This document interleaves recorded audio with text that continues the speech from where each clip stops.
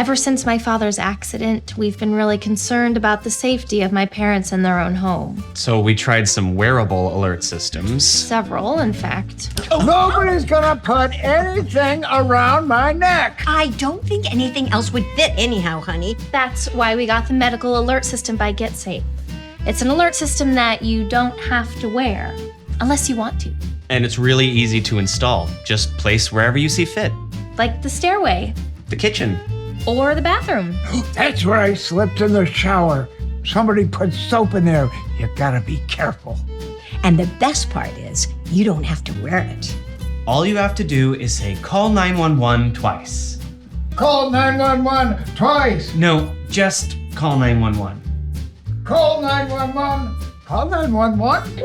Hi, Frank. This is GetSafe. Do you have an emergency? No, not an emergency. Not an emergency. Glad you're okay. We're here if you need us. Oh, that was easy. Yeah, and we have a contacts list set up, so the GetSafe operator knows to call us before calling 911.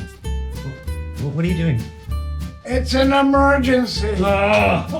Also, the whole system runs on 4G LTE, so there's no connecting to the internet. You just plug it in and you're done. It's the best of both worlds.